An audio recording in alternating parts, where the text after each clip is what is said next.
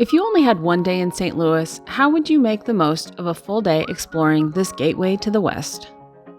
St. Louis is known for its iconic Gateway Arch, rich brewing history as the home of Anheuser-Busch, quirky local eats like gooey butter cake and toasted ravioli, their very own style barbecue, and where you'll find one of the most puzzling attractions in the country, the City Museum, which is a playground built inside an old shoe factory. It's a city where historic landmarks, bold flavors, and frosty pints come together, and we fit it all into just one day. We are Hannah and Jeremy, and this is the Savory Suitcase. This is our third episode in our City in a Day series. Previously, we visited Washington, D.C. and New Orleans. And I know you're probably thinking, isn't it kind of expensive to fly somewhere for just one day? But we fly exclusively with Southwest, and last year we qualified for their Companion Pass, which basically means that you pay for one ticket and get a second passenger for the cost of just the taxes, usually about $5 or $6. And since we have some flexibility, we just looked for the cheapest weekends to book our trip. And in order for this to work, we have to take a non-stop flight, and we have to leave Tampa very early and have a very late flight back home. So we landed in St. Louis around 7:30 a.m. Central Time. So our first stop that we made was for breakfast at UKRAFT Brunch Cafe, which sits in the shadow of the St. Louis Arch.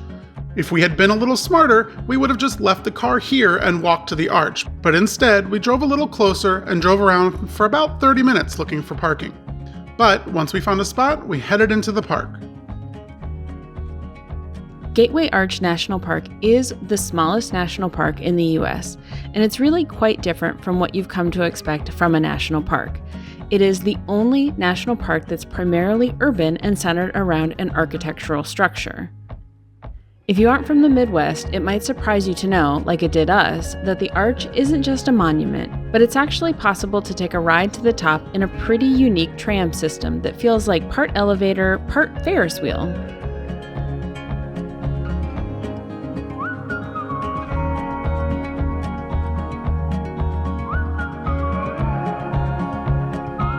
We booked these tickets online a few weeks in advance, as this is a pretty popular attraction and has timed entry slots that do sell out rather quickly.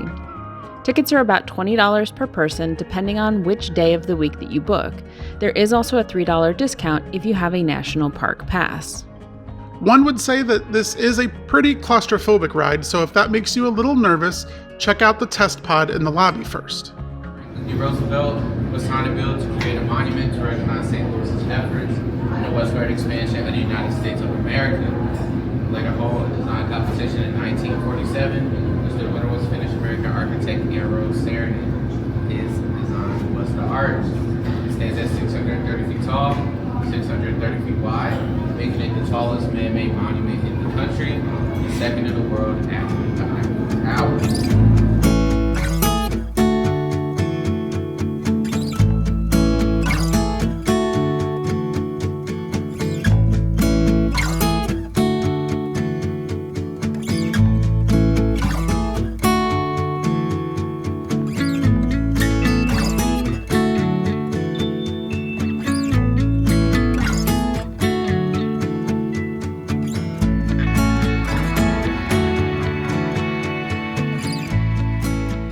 The ride to the top takes about 4 minutes total and offers glimpses of the arch's inner structure through small windows as your capsule slowly rotates upwards like a sideways Ferris wheel.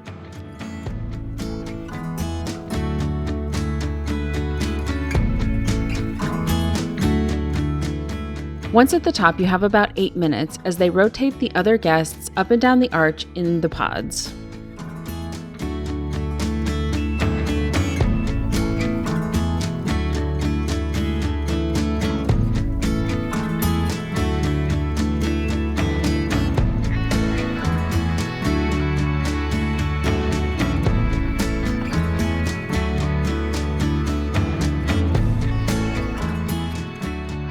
On the one side, you can see the Mississippi River, and on the other, into downtown St. Louis, including the Cardinal Stadium. The arch stands at 630 feet tall, and on a clear day, you can see up to 30 miles in every direction.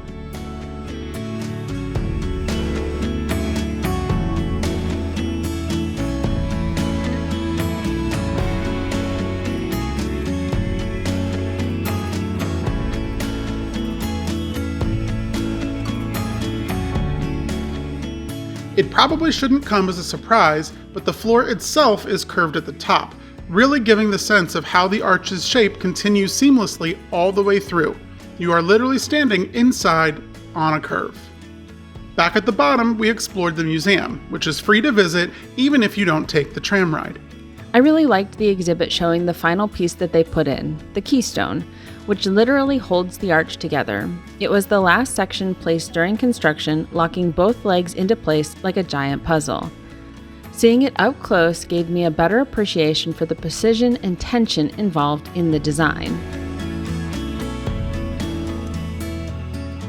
The museum also does a great job of telling the broader story of westward expansion, from the Lewis and Clark expedition to the impact on Native American tribes, all in a way that's engaging and visually interesting. There are interactive exhibits, original artifacts, and immersive displays that really bring the 1800s to life.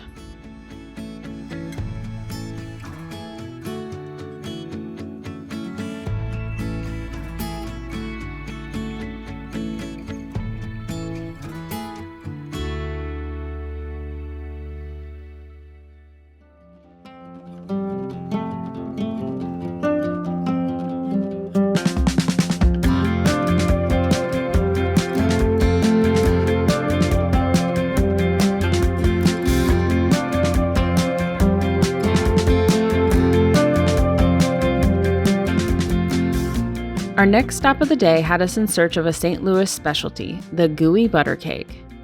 Park Avenue Coffee is one of the most popular spots in the city to try it, offering dozens of flavors and a cozy neighborhood vibe. The history of the gooey butter cake is pretty interesting. It was actually created by accident in the 1930s when a local baker mixed up the proportions of a cake recipe. Instead of tossing it out, they served it anyway, and locals loved the rich, dense, and gooey buttery texture. It's been a beloved St. Louis treat ever since.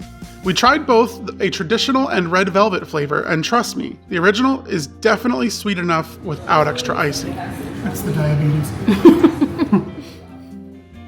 We also picked up a box mix so we could take a little bit of St. Louis home with us.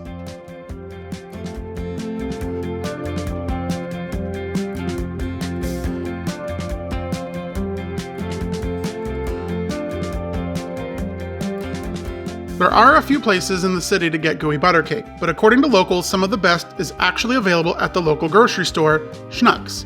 It was also interesting to see some of the other local favorites.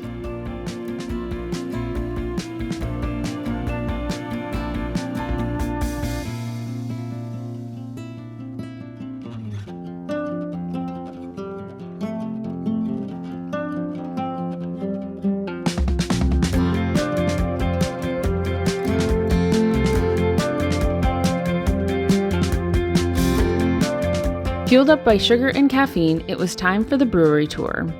Anheuser-Busch has been brewing Budweiser in St. Louis since 1852, and the historic brewery is still one of the largest and most iconic in the country. They offer a couple of different tours of the factory.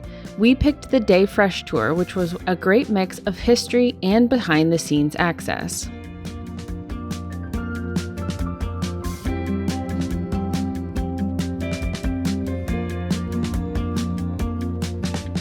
You around the brewery today. You're going to walk about 7 blocks of our 100 acres that we have here, and we're going to be going to see the Clydesdales Beechwood aging in our brew house. At the brew house, those that are 21 and older are going to get a sample. Today you get to take a beer home. Today it is Michelob Ultra.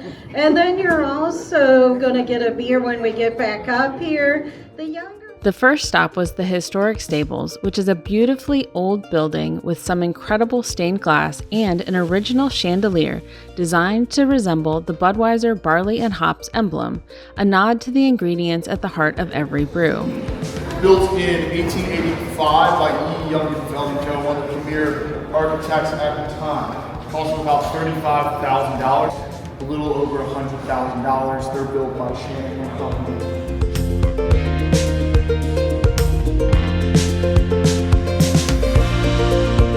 They're about 4 to 5 years old. Stand about 6 to 6.5 feet tall at the shoulder, weigh about 1,800 to 2,300 pounds, depending. We also got to see the Clydesdales up close, which was honestly really cool. They're even bigger in person than you'd expect, and so calm and gentle. The stable staff clearly treats them like royalty, and it was one of the most unexpectedly charming parts of the tour that really stuck with us.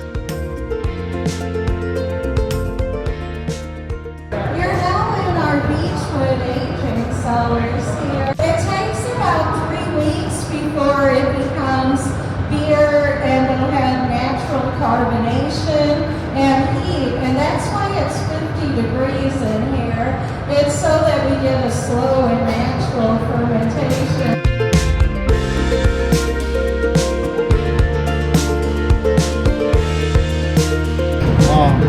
You guys have noticed there's all those arching, cascading arches on top of the building. Those are supposed to represent mules' ears.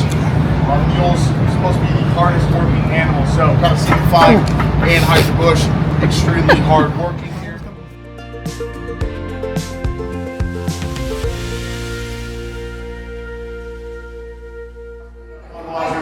So we use 5 different ingredients: barley malt, rice, hops, yeast, and water. Our barley malt, which we source from North Dakota, Montana, Idaho, and Wyoming. We use 2-row and 6-row blend of that for our Budweiser. Brewing starts by soaking crushed malted barley in hot water. That's called the mash, which pulls out the sugars from the grain. Then, they boil that with hops for flavor, they cool it down, and add yeast to kick off the fermentation process.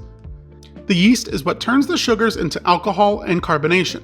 Budweiser actually uses a historic yeast strain that has been passed down for generations. They literally keep it under lock and key and use it in every batch.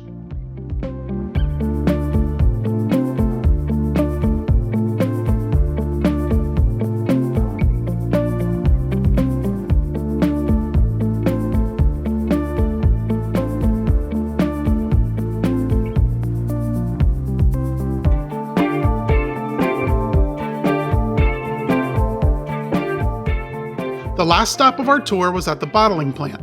Unfortunately, the line was not running while we were there, but it was still very interesting to see a huge production facility. They can bottle up to 1,350 bottles of beer per minute. That's over 81,000 bottles per hour. And at the end, we were handed our day fresh beer, meaning it had just come off the line sometime within the last 24 hours. Thank you. We also got a full-size glass of one of their beers on tap back at the visitor center. Jeremy got a Kona Big Wave and I got a mango cart. We didn't have a bag to check for our bottled beer on the flight home, so we donated them to a couple locals.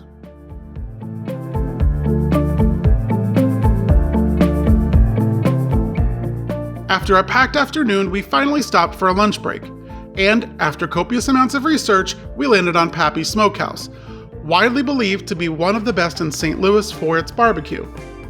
It's an order-at-the-counter casual joint that you expect from a barbecue place. We unfortunately showed up pretty late in the day and they were all sold out of ribs, which is one of their top-rated items.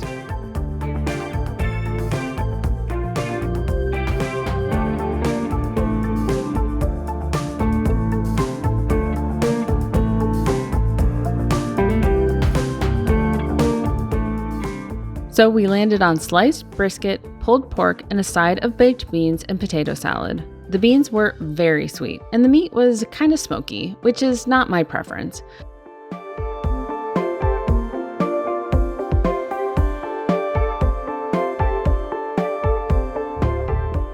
Jeremy ordered what was essentially a barbecue Frito pie, which he did enjoy. We did really like the sweet sauce that they had, so overall a pretty decent showing for St. Louis barbecue. The last stop of the day was something straight out of a dream, or maybe a fever dream, called the City Museum. It's part playground, part art installation, part architectural salvage yard, and completely unlike anything we've ever seen. The City Museum was created by artist Bob Cassilly, who set out to transform a former shoe factory into its sprawling, interactive playground full of reclaimed architectural pieces, tunnels, and sculptures. Since opening in 1997, it has become one of St. Louis's most beloved attractions, celebrated for its creativity, its hands-on fun, and unique blend of art and history. It's full of unexpected exhibits like this wall of hotel pans and a pretty big display of taxidermy. And then there are sculptures and caves and carnival games. If you'd described this to me before we went, I'm not sure I would have believed it.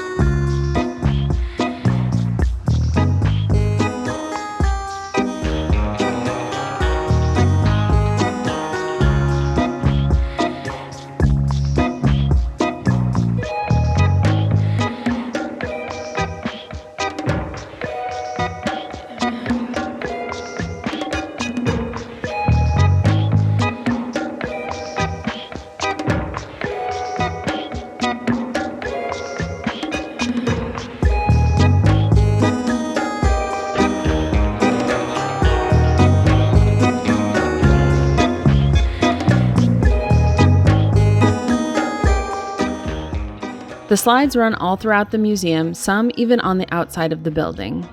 Overall, an unexpected and unmatched experience.